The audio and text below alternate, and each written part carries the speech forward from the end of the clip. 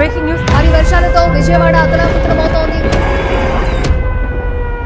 2 రోజుల నుంచి కురుస్తున్న ఎడతెరిపి లేని వానలతో పలు కాలువలు జల దిగ్బంధంలో చిక్కుకున్నాయి. భారీ వరద కారణంగా కృష్ణానదిలో భారీ పడవలు కొట్టుకొస్తున్నాయి. భారీ వర్షాలు వరదలతో రాష్ట్ర వ్యాప్తంగా ప్రజలు ఇబ్బందులు పడుతున్నారు. కృష్ణానదికి గత 121 ఏళ్లలో ఎన్నడూ లేనంత వరద ఉధృతి వచ్చి చేరింది. విజయవాడ గత 200 ఏళ్లలో ఎన్నడూ చూడనంతగా వరద నీటితో నిండిపోయింది.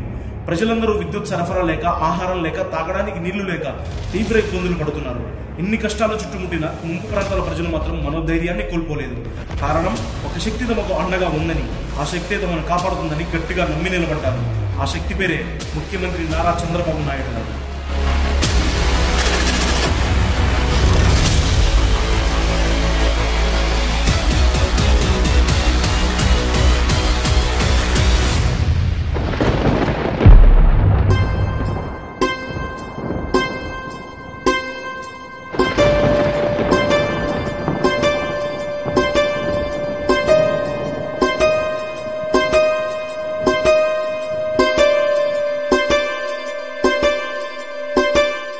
విజయవాడ నీట మునిగింది అని ఆయన చెవిన పడింది.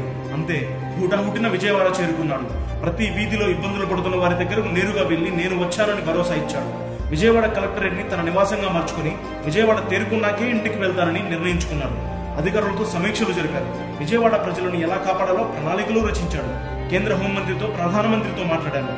అవసరమైన బలగాలను, బోట్లను రప్పించారు.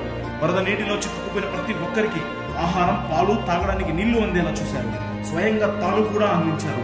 వరద పరిస్థితులను, సహాయక చర్యలను వివరించి ప్రతి ఒక్కరికి తాను అండగా ఉన్నానని భరోసా కల్పించారు. అర్ధరాత్రి 12 దాటింది.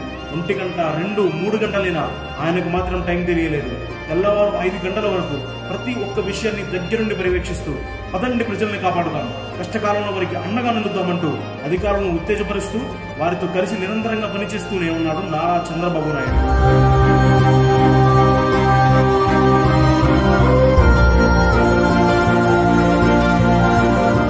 తోడు ఉన్నంతకాలం ఎలాంటి తుఫానులు, వర్షాలు, వరదలైనా తమని ఏమీ చేయలేవని అక్కడున్న వారందరికీ తెలుసు.